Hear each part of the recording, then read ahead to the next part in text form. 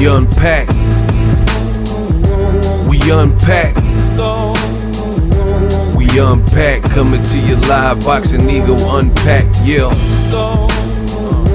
We unpack. We unpack. We unpack. Coming to you live. Do you see what I see? Another one. Antonio Tarver says that Crawford gotta fight Jaron, boots Ennis, if no Errol Spence. This is what I'm gonna break down right now in this video. What up, Fight World? It's your boy Ego, and I'm back with some more boxing. Olympian, U.S. Olympian, former fighter knocked out Antonio Tarver. He says that Crawford got to see Jaron Ennis, right? In an interview with Sean Porter, the Porter Way podcast, he says the only reason Jaron boots Ennis has to take a back seat is to rematch Spence and Crawford because of Spence and Crawford. If that rematch doesn't happen and Crawford still campaigns as the champion, he has to face Ennis. Damn, I'm good. Now I love this from a Hall of Famer, Antonio Tarver. The walls are closing in on Terence Crawford. The fight with Jaron boots Ennis, literally one of the best fights you can make, right? And it blows my mind to see the hypocrisy of the radical Bud Buddies. I know some of y'all are thinking, what do you mean, Ego? Let me tell you what I mean, since y'all want to play like y'all don't know what I be saying in these videos. Now, the reason this is important is because I told you, from my perspective, there were really two fights that I wanted for Terence Crawford next that I think are acceptable in light of Errol Spence potentially not being an option. And I am definitely a realistic fan and a realistic person. I don't have these expectations that are far-fetched. Like a lot of boxing fans, they just get on boxing Twitter or on YouTube and say a bunch of poppycock. Like it sounds good, but at the end of the day, it's not likely to happen. A lot of the things that a lot of new commentators have to say, like, you know, it's just not feasible. There's politics, there's, you know, does this even make sense for it to happen? And then there's other things that I say, and a lot of it you can reason with it. Rationally, it makes sense and it's logical. There are no real obstacles. Like, just to give you guys an example, there's a lot of people pushing for Devin Haney and Gervonta Davis. I've told you time and time again, great fight, but that fight has definite obstacles when we're talking about making the fight.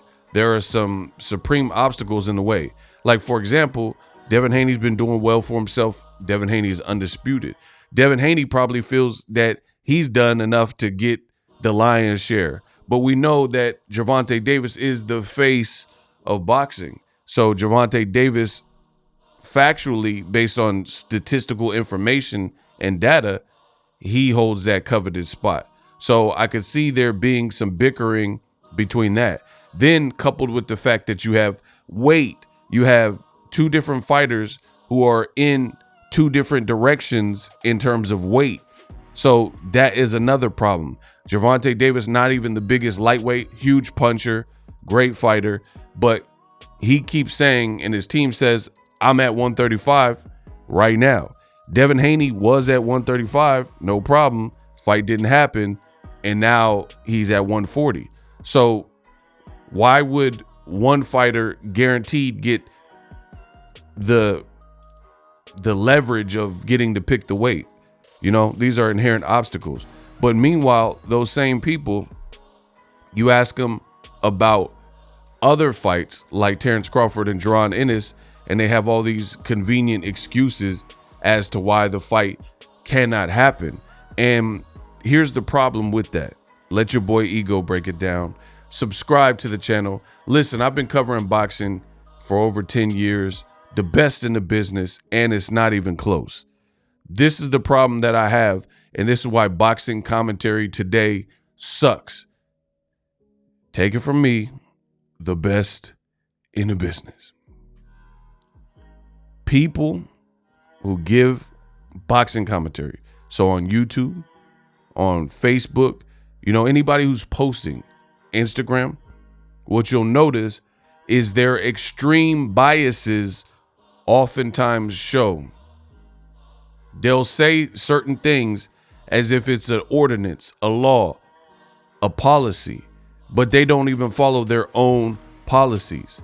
That's where we get into the bias and the contradictions and the hypocrisy, because you're saying this is your rule, so you want to fit everyone in this rule, but you don't even follow that rule for all fighters. When I say something, your boy Ego, I mean what I'm saying, and that applies to everybody, because we're trying to grow the sport of boxing, not just one fighter or a couple fighters and show favoritism. Like, for example, I think it's unprofessional to miss weight.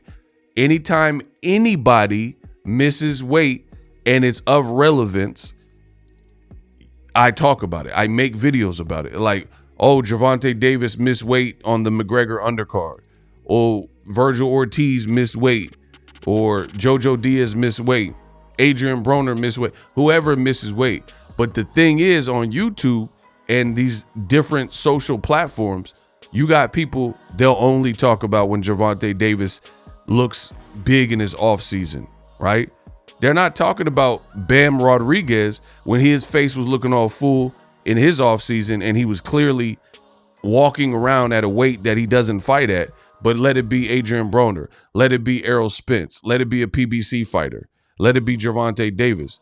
That's what they choose to talk about. So that shows to me you're not consistent. You're not a stickler for your rules. You have a rule and it applies to some, maybe even most, but not everybody. When I have a rule, this is the difference between, what's the difference between me and you? Me and you. About 5 bank accounts, right? What's the difference between me and you?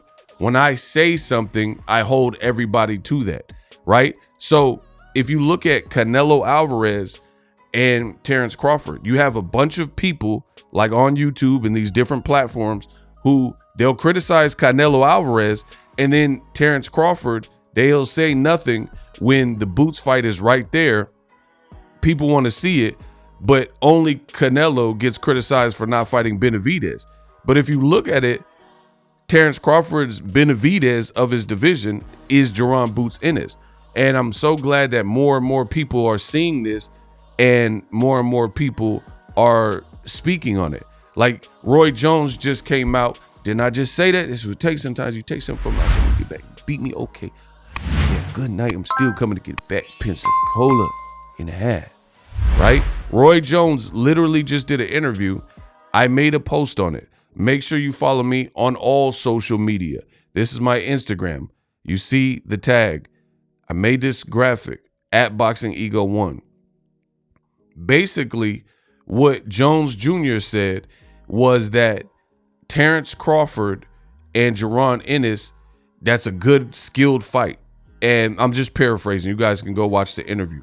He says that Jaron Ennis has all of the tools and it would be a difficult fight potentially for Terence Crawford. This is what the legendary Roy Jones Jr. said, right? Jaron Ennis has all the skills and all the tools to make that a difficult fight for Terence Crawford. And he said Crawford's a bad boy. He a bad boy. Did not say that. But he doesn't take anything away. That's fair, and that's showing impartiality in the world of boxing. He didn't down Crawford. He didn't hate on Crawford. See, when I say these things, y'all say I'm hating. But then Roy Jones and Antonio Tarver, they just said that Crawford should be looking in the direction of Boots Ennis. But the thing is, when I make these posts and when I say these things, people, they get in the comment section. Shout out to my man Keith Carlos, football player. He knows what's up. But you have a lot of people and they simply say, Bud will beat Boots. And they simply say, oh, Bud would destroy Boots and things like that. But I don't want to hear anybody tell me what's going to happen. I want Crawford to show me what will happen. This is a good fight. I will support it. This is why boxing is getting soft. Boxing is looking soft. The reason it's looking soft is because fans like you, yes, you, if you are a fan who doesn't want to see great fights and there's no obstacles in making the fights make sense, then you're the problem, right? For example, there's nothing in between Canelo and Benavidez. Benavidez is the mandatory. They're both working with Al Haymon and PBC. They both won their last fights, right? So there's no inherent obstacles to making that fight. But Canelo's talking about fighting Jermall Charlo. That's a difference. Now, I understood if Crawford was going to fight Errol Spence Jr., that a fight might not be feasible with anybody else. But I've been on record stating that if Errol is having surgery and or basically his rematch clause expires, he's not ready to rematch Crawford medically and Crawford's moving on, then he got to look about what's next. He got to look at who he can go after and what's next. And if it's not going to be Errol Spence, because keep it real, a lot of people didn't even want to see the Errol Spence rematch. They would just watch it because of the star power, but Crawford convincingly beat him the first time. So no one's really even demanding a rematch. That's more of a, it's like, it's based on the contract and having a rematch clause. That's the only reason that anyone's even talking a rematch, is because Errol smartly, him and his team, wrote that in the event we lose to Crawford, we get to opt for a rematch. So that's fair because it's a contract, legally binding. I get it. However, in light of Errol Spence having cataract surgery and having medical complications, Crawford talked, and him and his team, well, let's say his team, talked about fighting Tim Tszyu. I was good with that fight. I said, yeah, Crawford versus Tim Tszyu, I love it. But guess what? It came out that Tim Tszyu is fighting Keith Thurman. So Keith Thurman, who's been long-standing with Al Haymon and PBC, he's fighting against Tszyu. So your career has to go on. What are you going to do? Wait for this outcome? That doesn't make sense. Crawford fought one time last year and got locked up in a rematch deal. So if you escape that, then what are you going to do? Try to wait for the winner of the fight or fight Boots? And again, I noticed a lot of Crawford fans, they want to just tell me that Crawford will destroy Boots, but that's never been a thing in boxing, because people said George Foreman was going to destroy Muhammad Ali, and that's not quite what happened when they fought. So don't tell me anything, show me. And that's what it is. And the hypocrisy from the Bud fans particularly, who they complain and cry, the Bud buddies talking about, oh, when Crawford made a decision to stay with Top Rank and he was with Top Rank and people said, hey, you should leave because the bigger fights for you are with PBC, but he stayed with Top Rank. That was his choice. And then he later tried to sue him and all that, but that was his choice to do that, right? And at the end of the day, you got to live and die as a man with your choices, the choices that you make. So the point I'm making is people had this sob story for Crawford. They say like, oh, Crawford, he couldn't get none of the big fights. The reason his resume looks like it does is because PBC guys didn't want to fight him. Now, if Errol's not free or able to fight, Tszyu is booked up, Keith Thurman is booked up, what are you going to do? We don't want to see another David Avocado. We know those guys aren't at your level. So, yeah, Boots is looking like a candidate that makes a lot of sense. You heard Bernie. He said, we're going after Tszyu, right? Okay, you're trying to go after Tszyu. He's booked up. So if it's not Errol, the other guy people want to see you fight is this man on the screen, Jaron Boots Ennis. And it's just like that. So I don't want to hear Crawford Bud Buddies say that, oh, Crawford was wronged and the reason his resume looks like it does is because people didn't give him a chance. But then they don't want to give this man that you see on the screen a chance. That's all he wants. That's all any fighter typically wants, unless you a buster as a fighter and you scared of everybody and, you know, you looking for clout. But I don't get that from Jaron Ennis. I get that he really wants to prove himself. The only way to truly prove yourself is to be given an opportunity to prove yourself, period.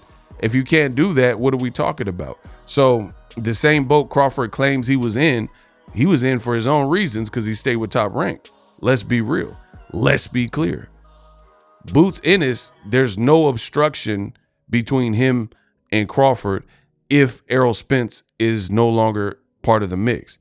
Point blank, period. I don't want to hear about people telling me that the outcome, show me an outcome by fighting.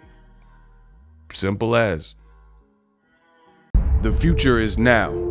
The Hibernation 5s by Kenichi Bear. Hybrid gaming and lifestyle headphones. Out of the box, you can connect to any console or PC. Bluetooth ready with a low latency USB adapter, color RGB, and extreme bass mode. The Hibernation 5s adjust to you. Whether you need a gaming, travel, gym, or lifestyle headphones, the Hibernations got you covered. The new Hibernation 5s, link in the description. Customize the way you hear the world. Welcome to the nation.